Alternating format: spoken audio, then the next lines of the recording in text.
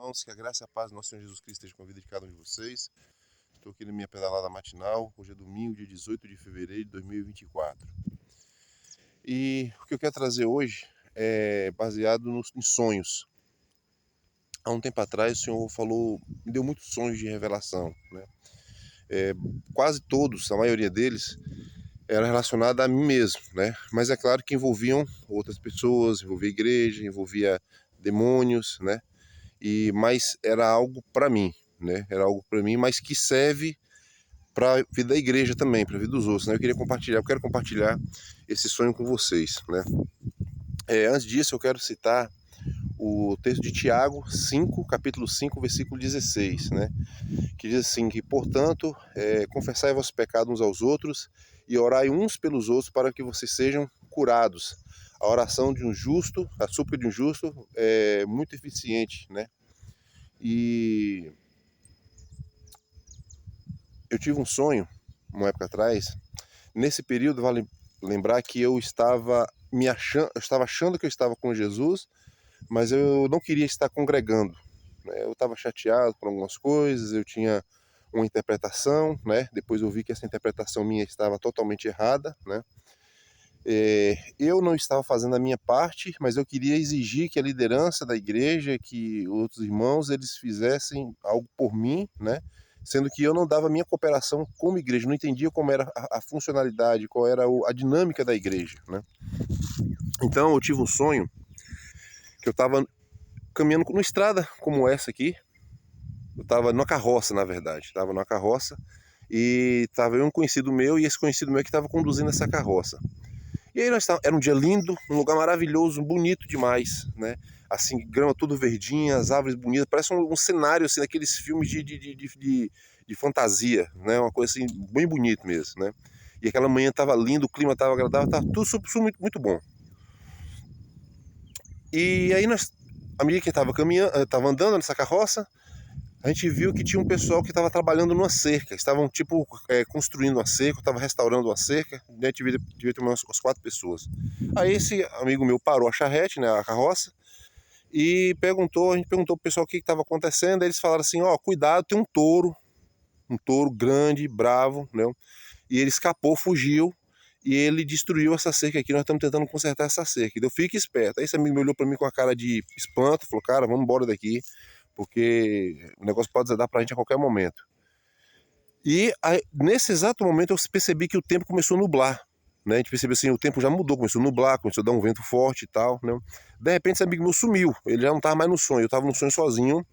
Aí já não estava mais com a charrete também, com a carroça, eu estava já caminhando e eu vi um celeiro grande, né? Um celeiro de madeira, né? Tipo aqueles dos Estados Unidos lá, daqueles filmes que a gente assiste. E já estava já praticamente de noite. Aí eu entrei e eu tava procurando por alguém. E eu vi que tinha um pessoal que tava assim, o celeiro era alto, e tinha um pessoal que tava lá em cima, como tivesse umas tábuas lá em cima, como se eles tivessem improvisado um segundo andar, só que bem lá no topinho do celeiro. E eles falaram, Pablo, bem devagar, baixinho, falaram, Pablo, sobe pra cá. Aí eu peguei e subi, né? Tava lá e tinha uma lâmpadazinha incandescente, ela tava fraca, né? Mas não era para iluminar mesmo, não, era só pra gente poder se enxergar. E ali eu não conhecia aquelas pessoas, né? Mas eles me tratavam como se fossem meus conhecidos, né? Como se eu fosse uma pessoa muito familiar para eles, me tratavam bem. E aí eu perguntei, mas nós estamos escondendo de quê? Eles falou, fica para baixo. De repente apareceu, a gente tinha uma pancada na estrutura do celeiro, uma pancada muito forte, como se tivesse um trator, um caminhão batido. E quando eu olhei, era um touro, mas era um touro gigante, entendeu? Inclusive, era um touro que de estrutura de porte físico assim, se ele não fosse do mesmo porte de um caminhão de lixo, ele era mais forte ainda que o caminhão de lixo. Uma coisa absurda, coisa de sonho mesmo, né? Sobrenatural. Gigante, o olho dele era vermelho, vermelho assim, mas um vermelho bem forte, me parecia até neon, de tão forte que era o vermelho do olho dele, né? E ele tinha uma expressão de muita raiva. E ele dava pancadas fortes, né, na estrutura. De repente ele pegou e saiu, correndo. À medida que ele saiu, meus olhos foram acompanhando o local onde ele estava, e não era eu, mas meus olhos eu podia enxergar onde ele estava indo. Ele dava cada chifrada assim nas árvores, na cada árvore grande, né? Ele destruía as árvores como se estivesse destruindo um palito de fósforo.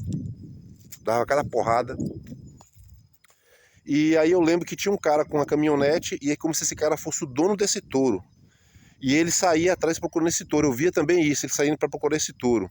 Só que daí ele estava numa encruzilhada, eu ia procurando o touro veio, bateu na caminhonete dele, jogou ele no precipício, né? E provavelmente matou todo mundo que estava dentro do carro dele. E não sei como, eu sabia por algum motivo que aquele cara era o responsável por aquele touro, né? E ele fez isso. E aí sim, aí o pessoal que estava comigo no celeiro, eles desceram. Aí o touro apareceu novamente, eu fui lá e apaguei. Eu tirei, desenrosquei a lâmpada. E o touro ficou cercando, depois ele sumiu.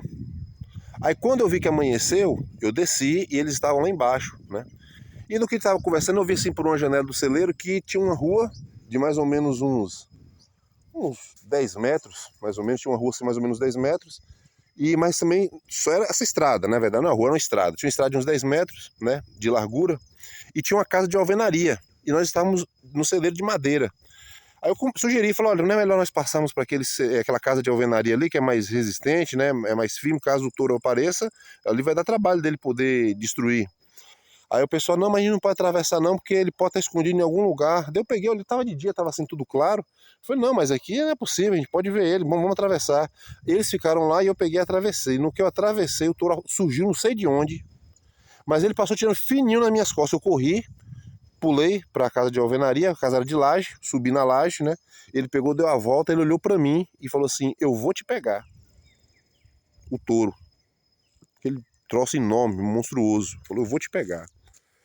E no sonho eu falei assim, não, você não vai pegar nada. Aí tinha umas estacas, né, assim em cima da laje, eu peguei e comecei a jogar as estacas nele. Ele saiu correndo, passou por trás do celeiro.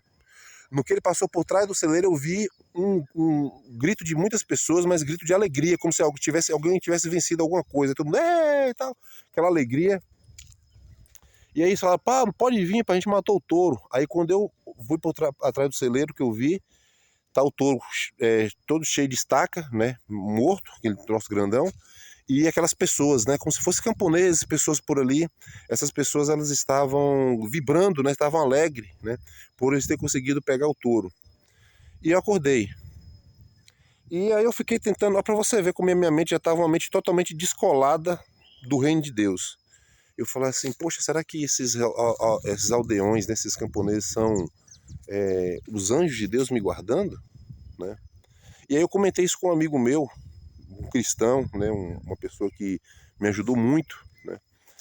E eu comentei isso com ele, ele falou assim, olha, isso aí não sei se é anjo não, mas quando você me contou, a primeira coisa que me veio à cabeça foi a igreja.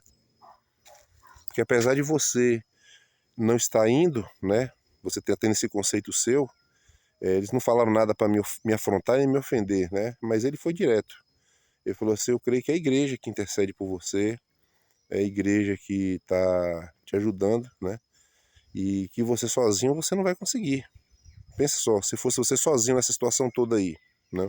Você ia conseguir como se safar desse touro, né?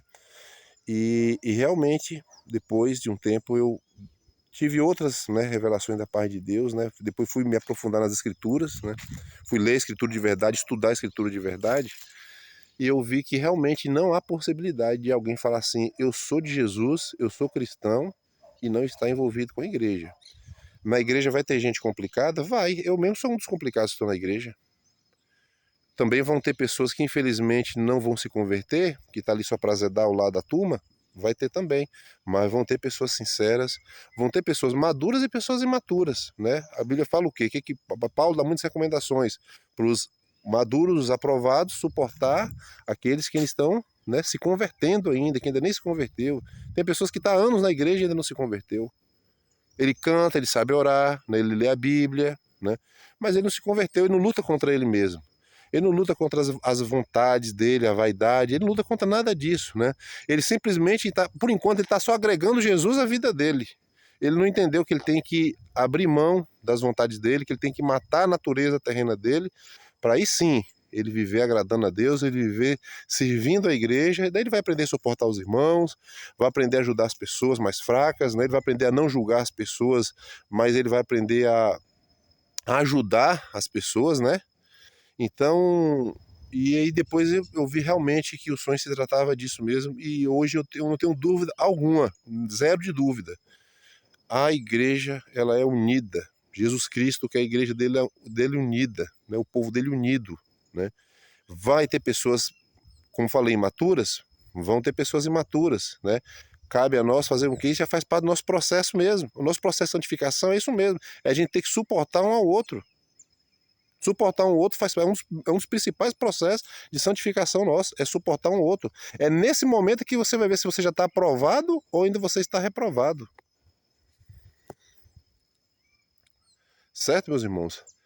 Então, compartilhei esse sonho com você. Jesus falou comigo de várias maneiras. Deus teve muita misericórdia. Ele tem muita misericórdia comigo, sabe? Quando eu fico olhando assim o Antigo Testamento, que eu fico olhando aquele povo rebelde, aquele povo de dura cerviz, aquele povo que difícil, né? Um povo de coração duro, né? Eu fico me questionando. Eu falei, Senhor, eu sou pior do que esse povo. Se eu tivesse no meio deles lá, acho que eu seria um dos primeiros a levantar a murmuração, levantar alguma coisa contra o Senhor, né? Então, assim, hoje o que eu tenho que fazer é agradecer a Deus em qualquer e toda circunstância. Hoje eu estou enxergando, estou falando, estou ouvindo, estou caminhando, né?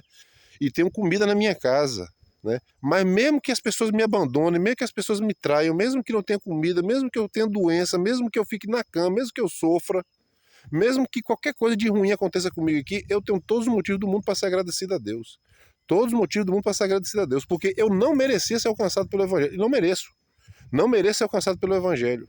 Quando eu vejo que eu poderia ter morrido há muito tempo atrás, quantos livramentos o Senhor me deu e o Senhor teve misericórdia de mim, me ensinando, entendeu? E não foi nada de agradável que Deus viu em mim, que eu não sou agradável para ninguém. Pablo não é agradável para ninguém, entendeu? Eu tenho que permitir o Espírito Santo encher minha vida, aí sim, todos os atributos, tudo que é de Deus, toda a bondade, carinho, amor, atenção, ajuda, tudo isso que é de Deus e não meu, mas que eu posso permitir que através da minha vida essas coisas sejam manifestadas, né?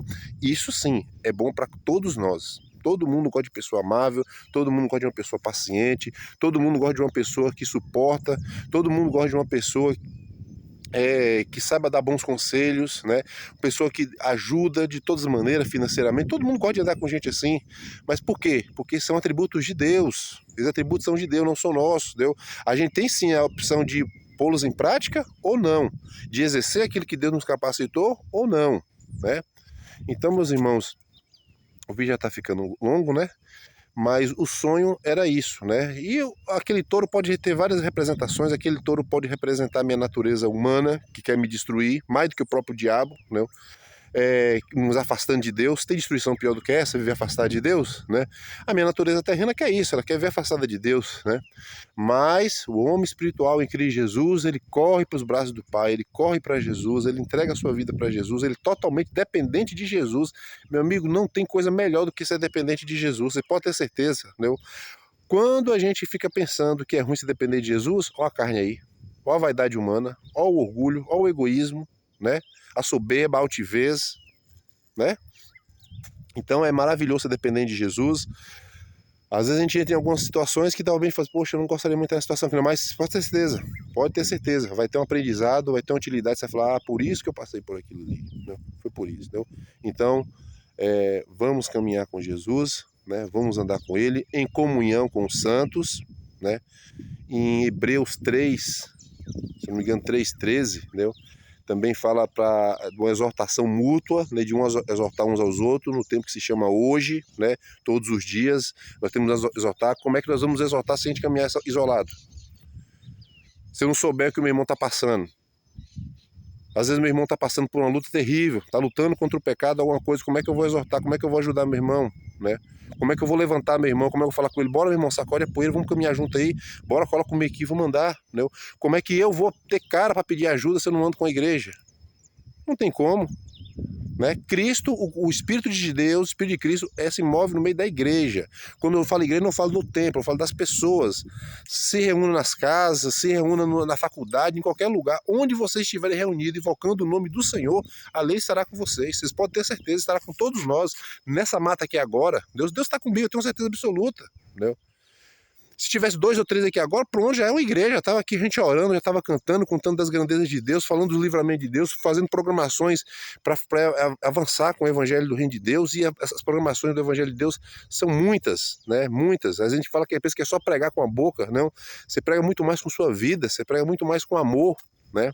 É aquilo que vai nos acompanhar quando a gente partir dessa terra aqui, meus irmãos, sabe? Casa, carro, dinheiro, as suas graduações, né? Essas coisas não vão nos acompanhar, vai ficar tudo aqui mesmo. Né? Só serve para quê? O que vai nos acompanhar foi tudo aquilo que foi feito em Deus, o amor que foi feito em Deus, quando a gente repartiu, às vezes o pouco que nós temos com nossos irmãos, com pessoas mais necessitadas, né? É aquele amor que a gente se colocou no lugar do nosso próximo. É isso que é isso a igreja funciona dessa forma, entendeu? Nós não fazemos acepção de pessoas, né? A gente ajuda todo mundo, a gente, né, busca discernimento de Deus para poder ajudar uns aos outros, né? E facilitar a jornada de uns dos outros o máximo que a gente puder. Fiquem com Jesus, que Deus abençoe a vida de cada um de vocês. Um forte abraço a todos, né? Que a graça, a paz, a comunhão e as doces consolações do Espírito Santo de Deus estejam com a vida de todos vocês, com todos nós, no nome santo de nosso amado Rei Jesus Cristo, que vive e reina eternamente. E vocês podem ter certeza que um dia, né, nós o veremos como Ele é, né? Estaremos com Ele por toda a eternidade. E nós nunca mais teremos medo, nunca mais nos sentiremos, não vamos nos sentir só, não vamos nos sentir nenhum tipo de sentimento ruim. Vamos estar cheios da glória de Deus por toda a eternidade. Forte abraço a todos, até mais.